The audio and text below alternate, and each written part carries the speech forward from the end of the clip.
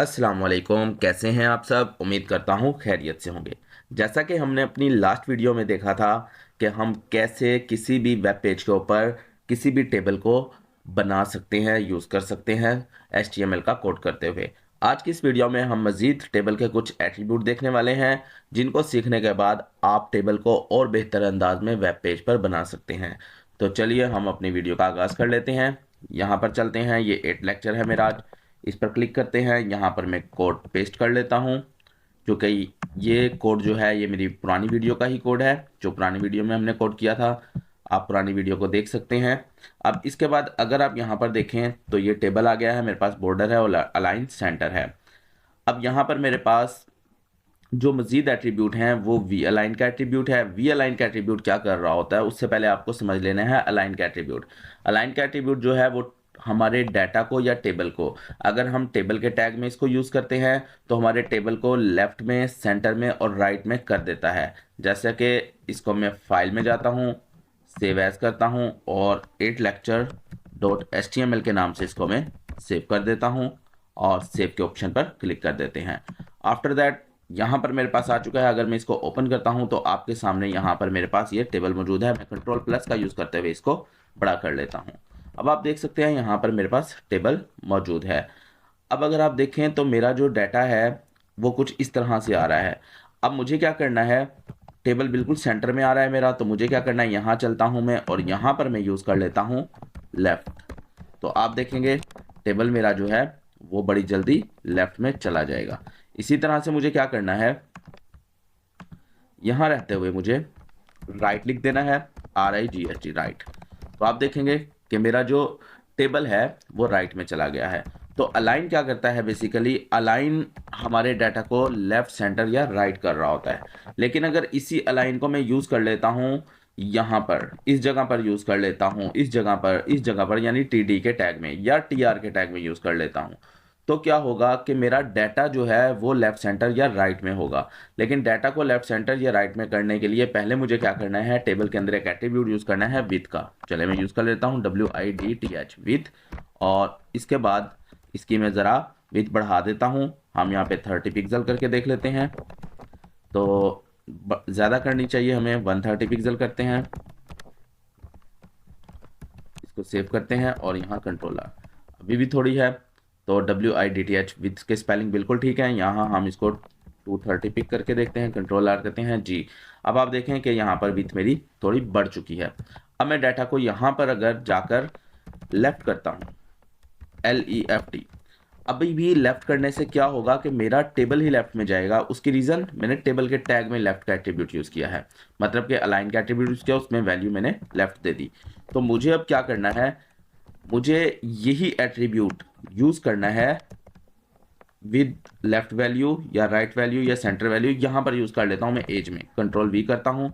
अब मैं control S कर रहा हूँ और अब आपने देखना है जैसे ही मैं कंट्रोल R करूँगा तो ये देखें यहाँ पर नेम जो मेरा है ये लेफ्ट में है, लेकिन एज बिल्कुल सेंटर में है। क्यों? यहाँ पर मैंने TD के अंदर यहाँ एज है तो अलाइन सेंटर यूज़ कर लिया।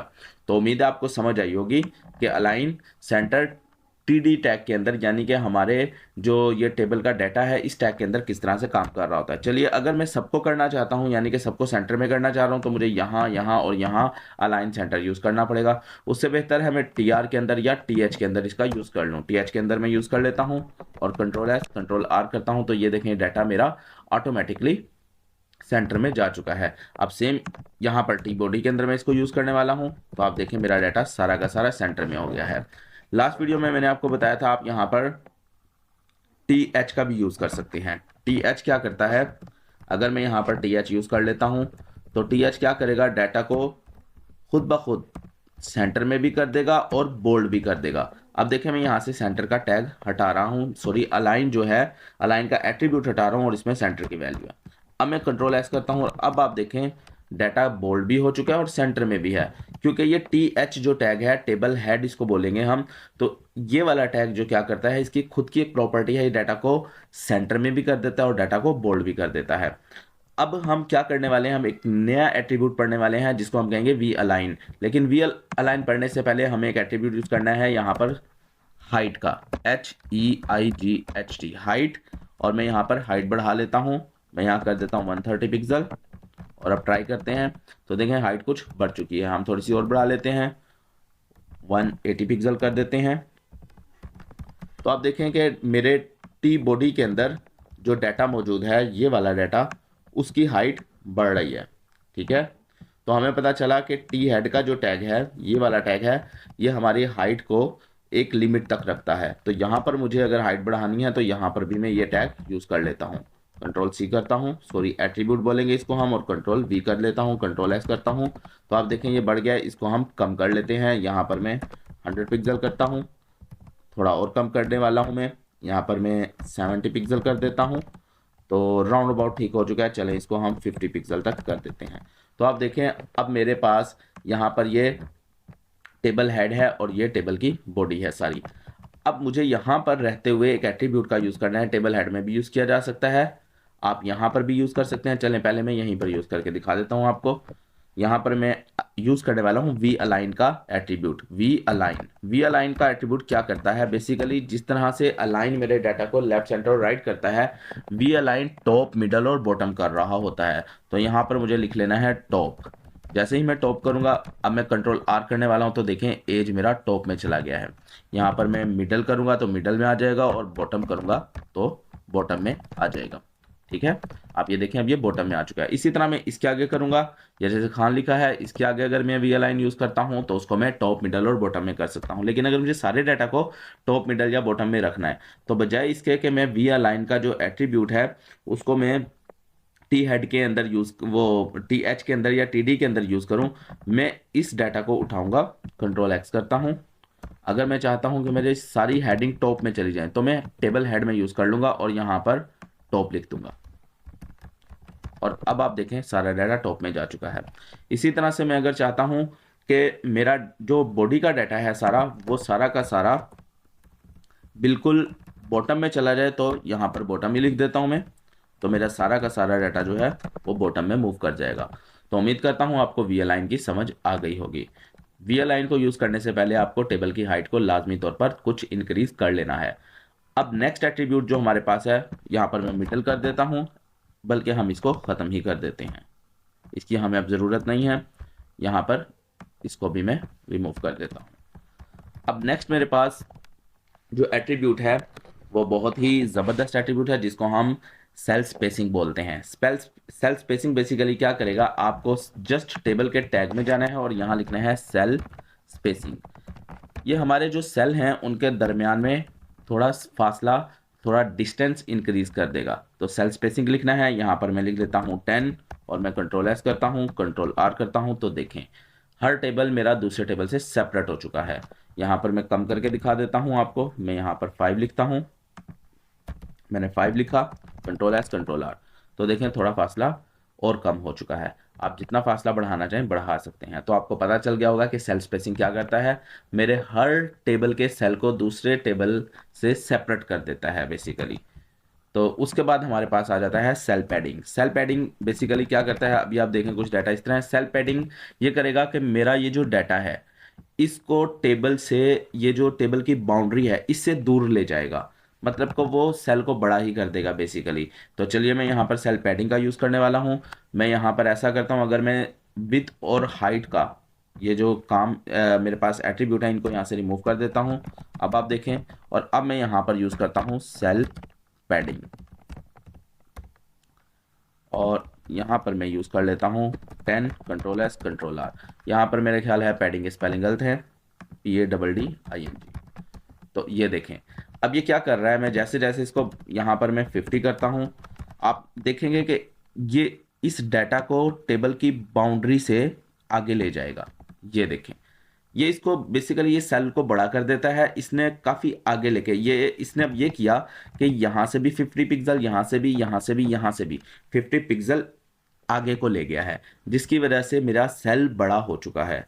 तो आपको समझ आ गई होगी कि सेल पैडिंग को हम किस तरह से यूज़ कर रहे होते हैं। तो यहाँ सेल पैडिंग को मैं हटा देता हूँ और मैं यहाँ पर दोबारा से विथ WIDTH विथ का एट्रीब्यूट यूज़ करने वाला हूँ। 130 पिक्सल कर लेते हैं और HEIGHT हाइट का एट्रीब्यूट यूज़ कर लेते हैं, इसको 150 पिक्सल करके देख लेते हैं।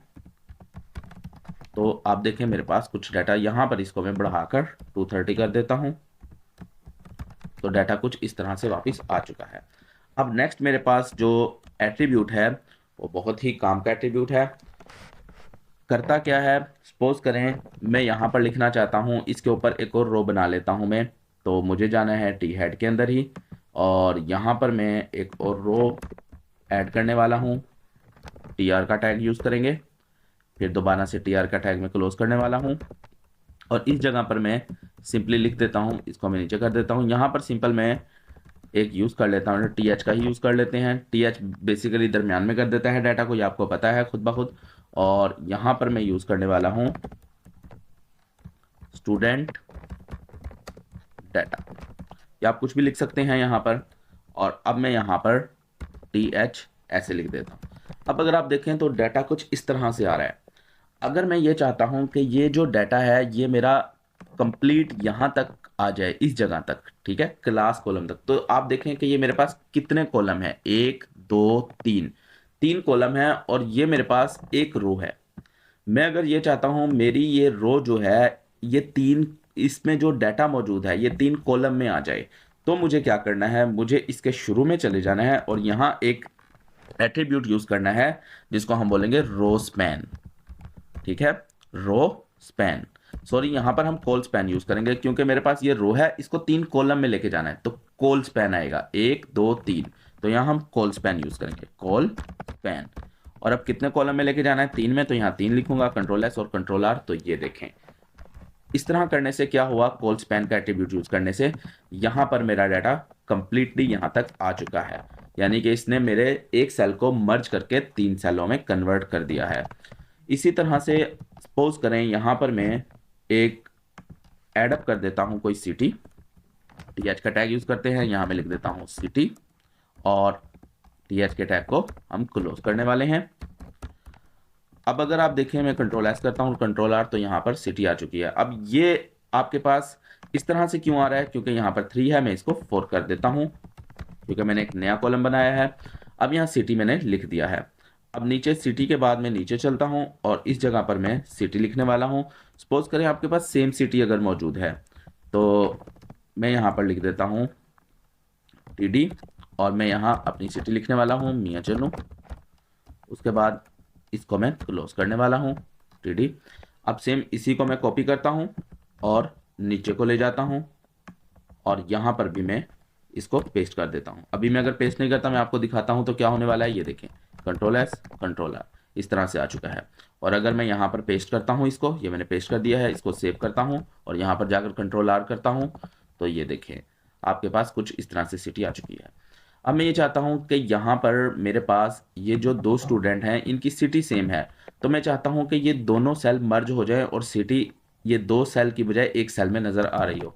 तो मुझे क्या करना है, यहाँ से नीचे वाली जो मैंने जो नीचे जाकर सिटी लिखा है उसको मुझे सेल को डिलीट कर देना है, तो मैंने डिलीट कर दिया है। अब आप देखें सिर्फ इस जगह पर मेरे पास एक सेल मौजूद है जिसमें सिटी लिखी है, लेकिन मुझे इस जगह पर आना है और यहाँ पर अब मुझे क्या करना है, अब मुझे एक ये रो है और एक ये रो है, तो मुझे क्या करना है, इस डाटा को इन 2 रो के अंदर लेके आना है, तो मुझे यहाँ पर रो स्पैन का एट्रीब्यूट यूज करना है, रो स्पैन। तो यहाँ पर डबल इक्वल सिंबल डाल देंगे और अब मुझे 2 लिख देना है यहाँ पर। तो अब मैं कंट्रोल आर करने वाला हूँ, रो स्पैन। अच्छा, यहाँ पर अगर आप देखें कोई ना कोई गलती हमने की है, कंट्रोल एस कंट्रोल आर, इसको रो स्पैन SPAN स्पैन का कॉल स्पैन और यहाँ पर रो स्पैन, बेसिकली कोई ना कोई गलती हम ज़रूर कर चुके हैं जिसकी वजह से ये इशू आ रहा है। स्पेलिंग चेक कर लेते हैं, रो स्पैन की स्पेलिंग बिल्कुल ठीक है, कंट्रोल एस करता हूँ, कंट्रोल आर करता हूँ। यहाँ किसी इशू की वजह से इसने रो स्पैन को कंप्लीट नहीं दिया है, तो चलिए हम SPAN रो स्पैन, यहाँ कॉल स्पैन तो किसी सूरत यूज़ नहीं होगा क्योंकि हमें क्या करना है, कॉल स्पैन तो करेगा जी। 2 कॉल स्पैन तब यूज़ करते हैं जब हमने एक रो इस तरह से बनानी हो, और यहाँ पर हम कॉल स्पैन ही यूज़ करेंगे, रो स्पैन यूज़ करेंगे, सॉरी ROW रो SPAN स्पैन। और यहाँ पर कोई ना कोई गलती, यहाँ पर ये देखें ये TR कुछ इस तरह से एंड में लगा हुआ है, तो देखें छोटी छोटी गलतियां होती हैं जिनको हमें देखना होता है, तो मुझे यहाँ पर लगाना है। कंट्रोल एस करता हूँ, कंट्रोल आर करता हूँ, तो ये देखें अब आपके सामने कुछ डाटा इस तरह से आ चुका है। आप देखें कि एक छोटी सी गलती क्या थी कि ये डाटा इस जगह पर, ये जो मेरे पास फॉरवर्ड स्लैश है ये इस जगह लगा हुआ था, जबकि मुझे यहाँ लगाना होता है। तो इन चीज़ों को आपने देखना है कि जब आप टैग को क्लोज करते हैं तो एलिमेंट जो आपका होता है उसके शुरू के अंदर आपने फॉरवर्ड स्लैश को लगाना होता है, जिसकी वजह से आपका जो कोड है वो बिल्कुल ठीक रहता है। अगर ये गलती करेंगे तो इस तरह के मसाइल आएंगे। तो उम्मीद करता हूँ आपको समझ आई होगी आज के एट्रीब्यूट, कॉल स्पैन क्या होता है, रो स्पैन क्या होता है, सेल पैडिंग क्या है, सेल स्पेसिंग क्या है, वी अलाइन क्या है, अलाइन क्या है।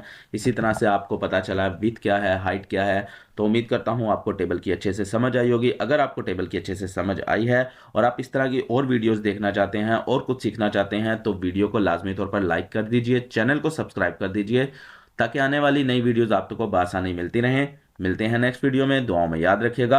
अल्लाह हाफिज़।